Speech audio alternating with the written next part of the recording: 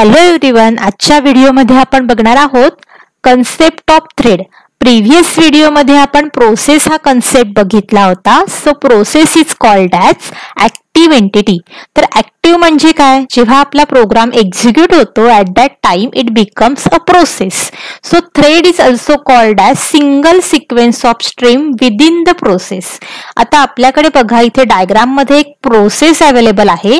तर ह्या प्रोसेसच्या मल्टिपल थ्रेड क्रिएट केलेल्या आहेत. म्हणजे फॉर एक्झाम्पल, सपोज आपल्याकडे एक प्रोसेस अवेलेबल आहे.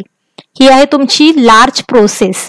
तर ह्या लार्ज प्रोसेसला काय केलेलं आहे, मॉड्युलर अप्रोचनी डिफरंट चंक्स मध्ये डिवाइड केलेलं आहे. So this is your part number 1, this is your part number 2, this is your part number 3 and this is your part number 4. तर किती पार्ट आपण क्रिएट केले प्रोसेसचे? 4. तर जेव्हा आपण प्रोसेसला मल्टिपल पार्ट्स मध्ये डिव्हाइड करतो ऍट दॅट टाइम आपल्याला काय मिळतात? डिफरंट स्मॉल पार्ट्स मिळतात. आणि त्या स्मॉल पार्ट्सला आपण काय म्हणतो? As a thread. मग आता ईच अँड एव्हरी थ्रेडला आपण काय करणार आहोत? सेपरेटली एक्झिक्यूट करणार आहोत. मग एका होल प्रोसेसला एक्झिक्यूट करण्याच्या ऐवजी आपण त्या होल प्रोसेसला काय केलं? मॉड्युलर अप्रोचनी डिफरंट चंक्स मध्ये, डिफरंट पार्ट्स मध्ये डिव्हाइड केलं. That is called as thread. So next बघा, नेक्स्ट डेफिनेशन काय आहे? Threads have a same properties as the process, so they are called as lightweight process. आता lightweight का म्हटलेलं आहे थ्रेडला? सपोज जर एका होल प्रोसेसचं एक्झिक्युशन, होल लार्ज प्रोसेसचं एक्झिक्युशन जर आपण एकदाच कम्प्लीट केलं तर ते एक्झिक्युशनसाठी पण हेवी होईल. बट सपोज कन्सिडर करा, तुम्ही या होल प्रोसेसला जर डिफरंट चंक्स मध्ये डिव्हाइड केलं तर काय होईल? तुमचं जे एक्झिक्युशनचं वर्क आहे ते ऍज कम्पेअर टू प्रोसेस तुमचं वर्क काय होणार आहे? इझी होणार आहे. So it is called as light weight process. Next आहे, threads are executed one after another but gives the illusion as if they are executing in parallel manner. म्हणजे आपण ह्या थ्रेड्सला सेपरेटली पण एक्झिक्यूट करू शकतो किंवा आपण पॅरलल मॅनर मध्ये ह्या ऑल थ्रेड्सला ऍट अ टाइम सुद्धा एक्झिक्यूट करू शकतो. That is the property. And each and every thread is having different states. प्रत्येक थ्रेडच्या काय असतात? डिफरंट स्टेट्स असतात. म्हणजे आपल्याकडे बघा, आपण प्रोसेसमध्ये स्टेट्स बघितल्या होत्या. काय होत्या प्रोसेसच्या state? New, ready, running, waiting, completed, suspend ready, suspend wait. तसंच सेम प्रत्येक थ्रेडला काय असते? एक डिफरंट स्टेट मेंटेन केली जाते. ईच थ्रेड हॅज, प्रत्येक थ्रेडला काय असतो? तुमचा प्रोग्राम काउंटर, रजिस्टर सेट आणि स्टॅक स्पेस अवेलेबल असते. जसं प्रोसेसला बघा, प्रोसेस कंट्रोल ब्लॉक होता. आपण प्रोसेसमध्ये प्रोसेस कंट्रोल ब्लॉक बघितला होता. तसं सेम तुमच्या थ्रेडला सुद्धा एक प्रोग्राम काउंटरची व्हॅल्यू असते जी काय होते? कंटिन्युअसली अपडेट होते. जेव्हा आपली प्रोसेस, जेव्हा आपला थ्रेड एका थ्रेडकडून दुसऱ्या थ्रेडकडे जाणार आहे एक्झिक्युशनसाठी, ऍट दॅट टाइम त्याच्या प्रोग्राम काउंटरची व्हॅल्यू काय होईल? अपडेट होईल. आणि थ्रेडच्या ज्या काही रजिस्टरच्या व्हॅल्यू असतील त्या एका सेटमध्ये स्टोअर केल्या जातील. आणि जी स्टॅक स्पेस आहे ती कशासाठी अवेलेबल असते? तुमच्या लोकल व्हेरिएबलसाठी. ठीक आहे, that is called as thread. Next diagram मध्ये बघा काय दिलेलं आहे. आपल्याकडे एक प्रोसेस अवेलेबल आहे आणि एक थ्रेड अवेलेबल आहे. तर प्रोसेससाठी आपण सर्कल डिनोट करतोय आणि थ्रेडसाठी ही डायग्राम जी आहे ती डिनोट केलेली आहे. तर एक नेक्स्ट डायग्राम दिले, त्यामध्ये काय दिले? प्रोसेस आहे आउटर साइडला आणि प्रोसेसच्या आतमध्ये मल्टिपल थ्रेड इन्व्हॉल्व केलेले आहेत. So threads are not independent of each other. म्हणजे ज्या काही थ्रेड्स असतात त्या काय आहेत? सेपरेटली एक्झिक्यूट होत नाहीत, त्या एकमेकांसोबत कनेक्टेड असतात. And they share code, data and operating system resources. म्हणजे सपोज तुमच्याकडे एक लार्ज प्रोसेस आहे P1 आणि त्या P1 प्रोसेसला मल्टिपल थ्रेड आहेत. सपोज थ्रेड नंबर आहे हा 1, this is your thread number 2 and this is your thread number 3. तर ह्या तिन्ही थ्रेडकडे काय असतील? त्यांचा कोड, त्यांचा डेटा आणि ऑपरेटिंग सिस्टीमचे रिसोर्सेस एकमेकांसोबत शेअर केलेले असतील. So threads are not independent of each other. When one thread alters a code segment memory item, all other threads see that. म्हणजे काय, सपोज तुमच्या T1 नी तर कोड मध्ये काही चेंजेस केले तर T2 ला पण काय असतो, त्याचा ऍक्सेस असतो.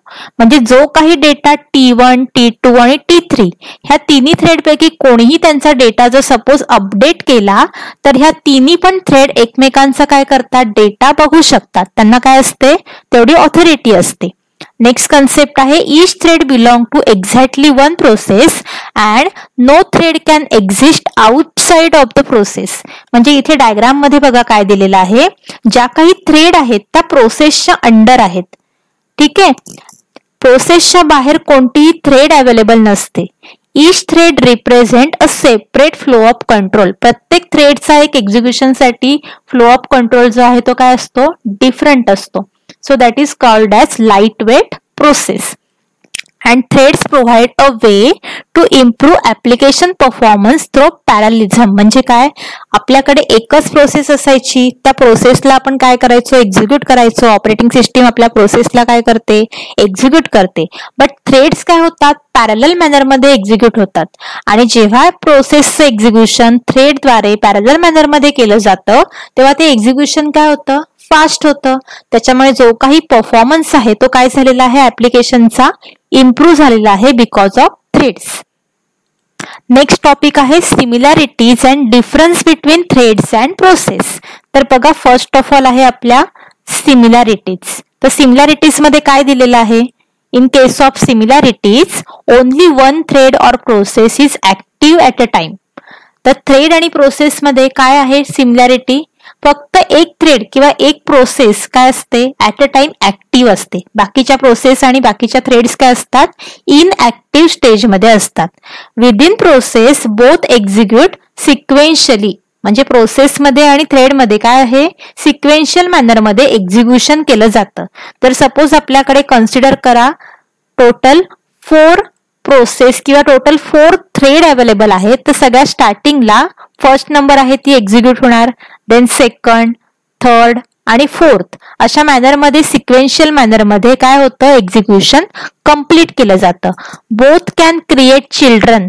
तर आता आपण फोर्क सिस्टीम कॉल बघितलं होतं.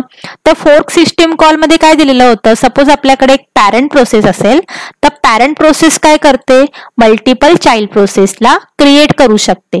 तसंच सेम तुमची जी थ्रेड असते ती सुद्धा मल्टिपल चाइल्ड थ्रेडला क्रिएट करू शकते. तर आपल्याकडे बघा मी तुम्हाला एक एक्झाम्पल सांगते. एक आहे आपल्याकडे प्रोसेस 1. प्रोसेस 1 नी काय केलेले आहेत, 2 चाइल्ड क्रिएट केलेले आहेत. ते आहेत P11 आणि दुसरं आहे P12. हे झाले आपल्या प्रोसेसचे चाइल्ड. ठीक आहे, प्रोसेस 1 चे चाइल्ड. आणि सपोज कन्सिडर करा माझ्याकडे आहे thread 1.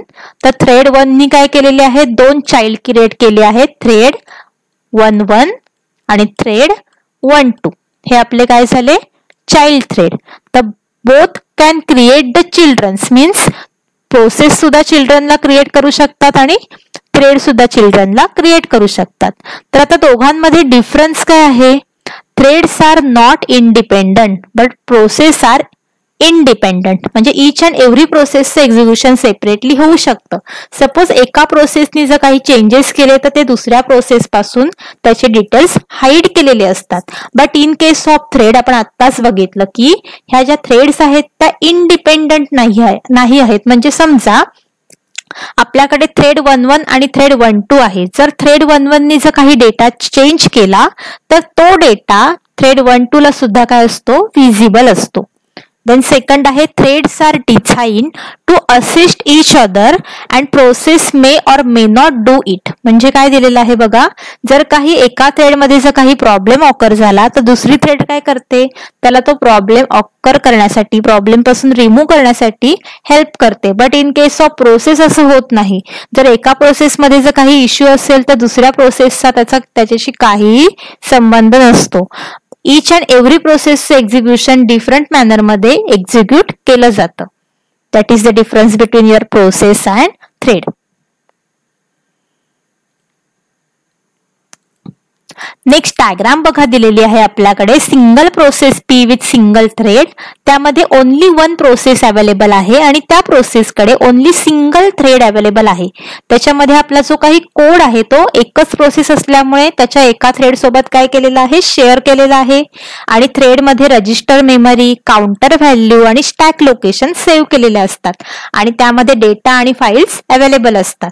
But in case of single process P with 3 thread मध्ये काय असणार आहे, आपल्याकडे टोटल 3 थ्रेड अवेलेबल आहेत आणि ईच अँड एव्हरी थ्रेड सोबत जो काही कोड आहे तो काय केलेला आहे, शेअर केलेला आहे. जर सपोज तुमच्या फर्स्ट थ्रेडनी जर कोडिंग मध्ये काही चेंजेस केले तर ते चेंजेस सेकंड आणि थर्ड थ्रेडला काय असतात, विजिबल असतात.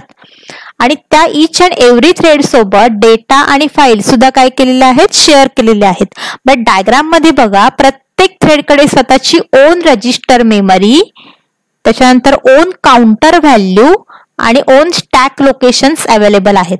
प्रत्येक थ्रेडकडे काय आहे, रजिस्टर व्हॅल्यू, काउंटर व्हॅल्यू आणि स्टॅक व्हॅल्यू काय आहे, सेपरेट अवेलेबल आहे. That is the difference between single process P with single thread and single process P with 3 threads. See, this is your comparison between process and thread. So process is called as heavyweight resources, ठीक है, and thread is called as lightweight process. Then second difference आहे process switching needs interaction with your operating system. म्हणजे suppose तुम्हाला एका process कडून दुसऱ्या process कडे जायचं असेल तर त्या कन्सेप्टला आपण काय म्हणतो, कंटेक्स्ट स्विच. आणि बाय युझिंग कंटेक्स्ट स्विच तुम्ही एक प्रोसेस कडून दुसऱ्या प्रोसेस कडे इंटरॅक्शन करू शकता. But in case of thread switching operating सिस्टीमशी इंटरॅक्शन करावं लागत नाही. थ्रेडला ऑटोमॅटिकली एका थ्रेड कडून दुसऱ्या थ्रेडकडे ट्रान्सफर होता येतं. थर्ड डिफरन्स काय दिलेला आहे, in multiple processing environment each process execute the same code but has its own memory and file resources. म्हणजे सपोज मल्टिपल प्रोसेस इन्व्हॉल्व असतील तर each and every प्रोसेस काय करतात, एकच सेम कोडला एक्झिक्यूट करतात. बट त्यांच्याकडे जी मेमरी अवेलेबल असते ती काय असते, स्वतःची ओन मेमरी आणि स्वतःचे ओन फाईल रिसोर्सेस अवेलेबल केलेले असतात. But in case of thread काय होतं, जो काही डेटा आहे तो शेअर केलेला असतो. ज्या फाईल्स अवेलेबल असतात त्या मल्टिपल चिल्ड्रन प्रोसेस सोबत शेअर केलेल्या असतात. नेक्स्ट डिफरन्स काय आहे, if one process is block, जर एखादी प्रोसेस ब्लॉक झाली then no other processes can execute until the first process is unblock. म्हणजे कन्सिडर करा आपल्याकडे P1 आणि P2 ह्या 2 प्रोसेस अवेलेबल आहेत. जर P1 प्रोसेस ब्लॉक झाली, एक जरी प्रोसेस मेमरी मधली ब्लॉक झाली तरी पण बाकीच्या प्रोसेस काय होतात, जोपर्यंत P1 अनब्लॉक होत नाही तोपर्यंत P2 सुद्धा काय असते, ब्लॉक स्टेट मध्ये असते. ठीक आहे. देन थ्रेड मध्ये काय दिलेलं आहे, when one thread is blocked and waiting a second thread in the same task can run. म्हणजे सपोज आपल्याकडे थ्रेड 1 आणि थ्रेड 2 हे 2 थ्रेड अवेलेबल आहेत आणि जर काही एका थ्रेडच्या एक्झिक्युशनला जर काही प्रॉब्लेम ऑकर झाला तर दुसरा थ्रेड काय करतो, सायमल्टेनियसली त्या थ्रेडला एक्झिक्यूट करायचं काम करतो. म्हणजे थ्रेड 1 ब्लॉक असेल तर थ्रेड 2 चं एक्झिक्युशन कम्प्लीट होऊ शकतं. बट सपोज प्रोसेस 1 ब्लॉक असेल तर प्रोसेस 2 चं आपण एक्झिक्युशन करू शकत नाही. फिफ्थ पॉइंट आहे multiple process without using thread use more resources. म्हणजे जर सपोज आपल्याकडे मल्टिपल प्रोसेस अवेलेबल असतील त्या थ्रेडचा यूज न करता मल्टिपल रिसोर्सेसला ऍक्सेस करू शकतात, मोर रिसोर्सेसना ऍक्सेस करू शकतात. But multiple thread process use fewer resources. म्हणजे थ्रेडकडे जे काही रिसोर्सेस आहेत ते as compare to process limited available आहेत. आणि लास्ट डिफरन्स काय दिलेला आहे बघा, in multiple process each process operate independently. म्हणजे प्रोसेस आहेत त्या इंडिपेंडंटली वर्क करतात. बट थ्रेड्स आहेत ते इंडिपेंडंट नसतात, ते एकमेकांमध्ये कनेक्टेड असतात. जर सपोज एका थ्रेडने जर काही अपडेट केले कोडमध्ये तर तो डेटा तुमच्या नेक्स्ट थ्रेडकडे पण काय असतो, अवेलेबल असतो. This is the difference between your process and thread. Thank you.